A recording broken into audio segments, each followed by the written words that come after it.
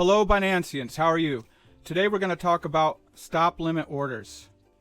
So when you're placing an order on the Binance exchange, there's three different types. You have a limit order, a market order, or a stop limit order. And of the three, the stop limit order is probably the most confusing or difficult to understand. So I'm going to try to make it really clear and really simple for you. The stop limit order incorporates the functions of two different types of orders into one, a stop order and a limit order. And you can see right here you have a place to put your stop order and a place to put your limit order. Okay, so what the stop number does, and I can just choose what number I want by coming up here and just clicking on the number, and then it loads that number into here, which I personally prefer to do rather than manually type it in, because then I'm assured I got the right number of zeros here for my order. And I can easily come in and edit it to any price that I wish. Okay, so right here we have 145,670 Satoshis. On the Binance coin, they leave out the last zero there. Okay, so once this number is hit, becomes the current sale price, this stop works as a trigger to then tell Binance to put my limit order on the books. And this is a little too far away, so I'm going to change that. Okay, now you use a stop limit order when you want to place a buy order in the red, or place a sell order in the green. Okay, and I'll explain that. So it's different than a market order. A market order is going to guarantee your order gets executed immediately and that it gets filled. A stop limit order doesn't necessarily guarantee your order will get filled, but it does guarantee that you will not pay more than this price, or that you will not sell lower than this price. It's the limit that you're willing to pay, or that you're willing to sell at. Okay, so to increase your chances that your stop limit order gets filled, it's good to place your stop to use a good psychological number, or to use a number where there's usually high volume. So you can look on the chart and you can find where prices generally tend, to gather around. So right here we have 15962. So I'm going to choose that as my stop number because it looks like there's a really good chance it's going to hit. Because if a coin has high volatility, or is getting pumped really fast or dumped really fast, there is a chance that this price will jump right over your stop number. Now in most cases that's not going to happen, but it is a possibility, so it's something to be aware of. So be careful when you're choosing what number you put here. So how do you decide what your limit is and what your stop is?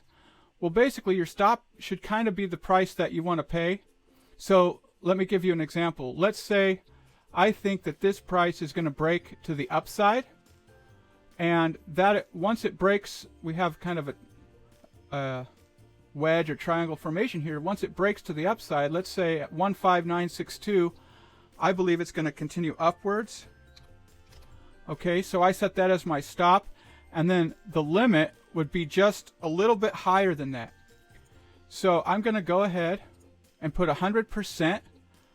I will buy 13 BNB coins,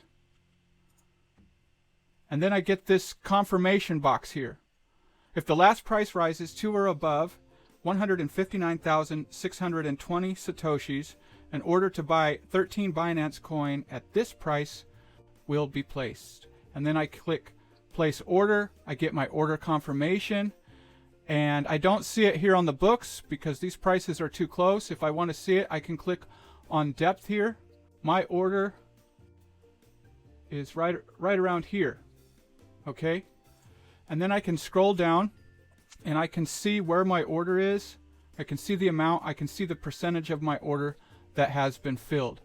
So that's one situation where you would want to place a buy order higher than the current price. Or you can place a sell order lower than the current price. Okay, So let me come down here, cancel this, and let's say, because you can see right now we're on a major support line. So let's say, let's zoom out a little bit into the history, and let's say right here on this former resistance, I'm just going to hit Alt H and make a line there. If the price drops down to 12082, and I'm going to go just a little bit higher, so 1209, okay, I am going to sell my position, okay, because I want to transfer my BNB into Bitcoin, or I can transfer my BNB into USDT or TUSD, or whichever type of hedge I would like. So that's when you would want to sell at a lower price. Normally you want to sell at a higher price, but this is called a stop loss. Okay, so I'm having trouble seeing 12085. Okay, and then I'm going to say 100%. All 5.5 of my Binance coin I want to sell if it drops below this price. Oh, I have a mistake there. Okay, 12085. All right, now once it hits this price, it's going to tell Binance to put my order on the books for this price, and it's going to sell at this price or better. Now, better means higher, right? If you can sell it for more, that's better. Or in the case of buying, if you can buy it for less, everyone wants a better price, right?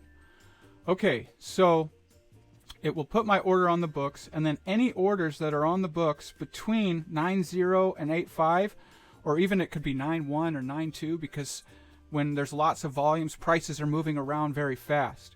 So you could actually get a better price than this once this stop is triggered, and it will sell your whole position. Okay, so that's how a stop limit order works.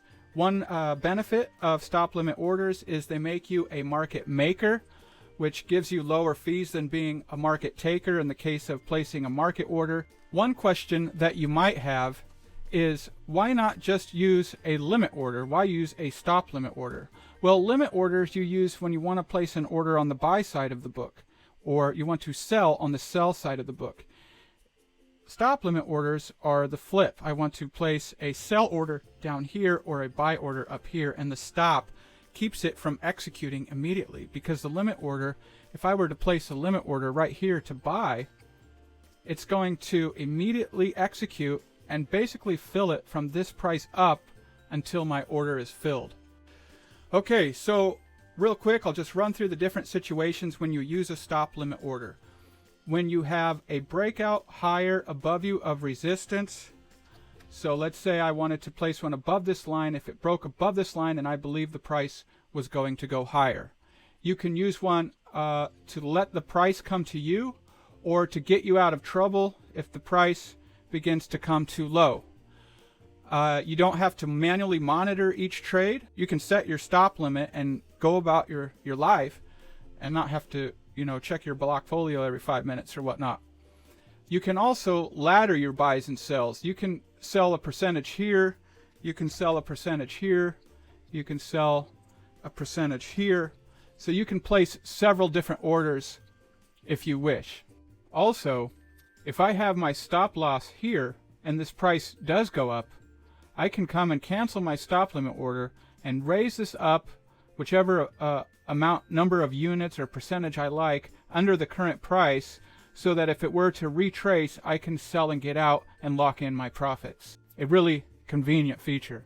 Stop limit orders help you to think through your orders strategically, to plan ahead, have an exit strategy, have an entry strategy, and just prevent unwanted losses and use better risk management. So that's how you use a stop limit order. I hope everything was clear. Have a great day.